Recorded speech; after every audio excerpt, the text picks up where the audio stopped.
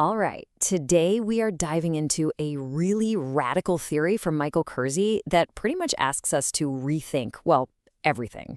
It's called the interface, and believe me, it completely challenges our ideas about what reality is and who or what we truly are. So let's just start with a question that seems almost silly to ask. Is your mind, your actual consciousness, your sense of I am here, is it located inside your head? I mean, of course it is, right? That's what we've always been told. But what if it's not? What if that's the biggest assumption we've ever made? And this is where things get really interesting. On one hand, you've got the standard view, materialism. Your brain is this 3-pound lump of matter that somehow cooks up consciousness. You are inside your skull. But the interface theory?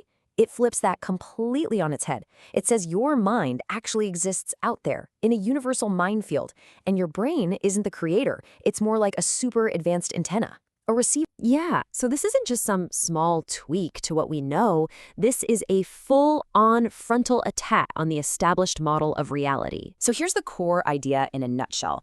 You are not a body that has a mind. You are a point of pure consciousness, an awareness that's interacting with this massive, universal mind field. And how do you interact with it? Through your body and brain, which together act as your biological interface.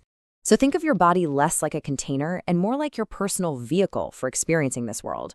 Okay, I know this might be sounding a little out there, a bit abstract, but there's a modern analogy that makes this whole thing click into place, and it's surprisingly simple.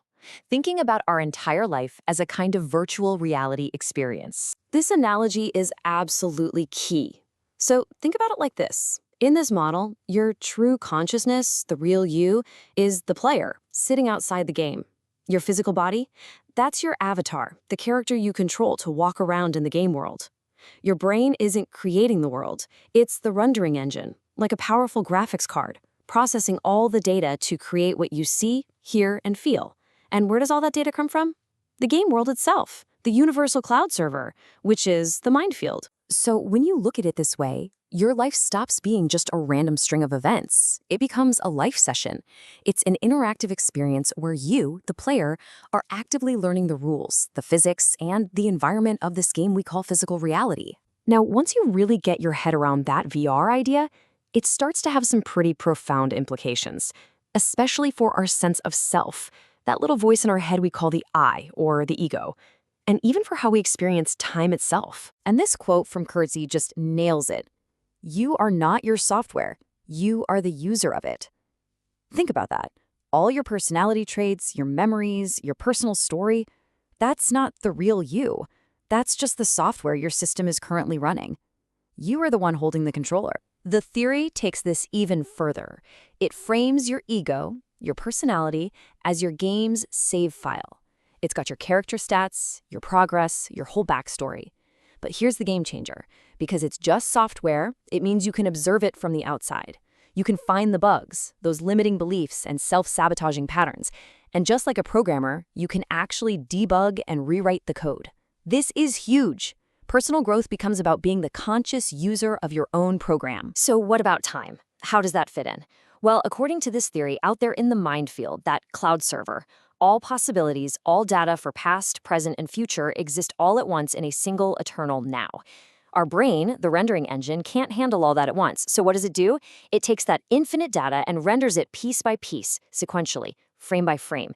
And our experience of that ordered stream of data is what we call linear time. This model also gives us a fascinating way to think about some stranger experiences. Could things like precognition or that weird feeling of déjà vu just be a glitch in the render? Maybe your brain accidentally loaded a data packet from a little further down the timeline. And what about non-local connections, like intuition about someone far away?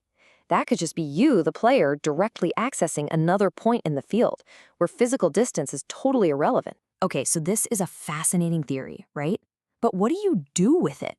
Well, if you follow this model, it's not just a philosophy, it's more like a user manual.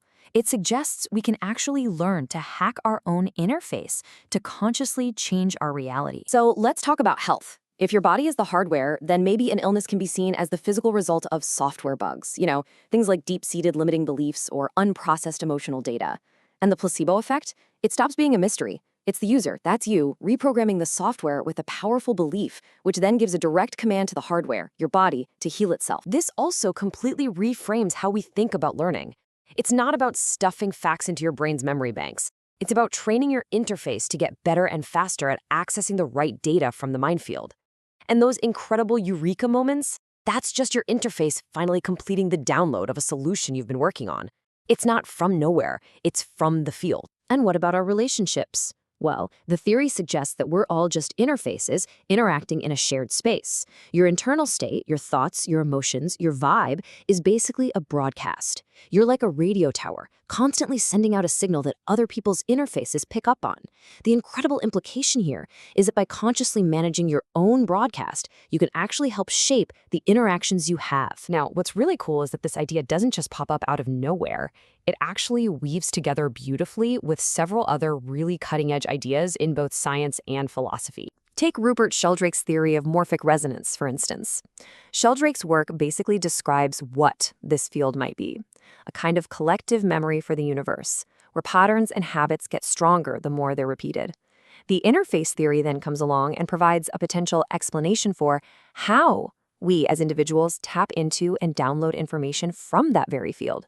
They fit together like a lock and key, and you see these echoes everywhere once you start looking. In quantum physics, you have the observer effect and spooky action at a distance. In neurobiology, you've got neuroplasticity, which is literally proof that our software, our thoughts, can physically change our hardware, the brain.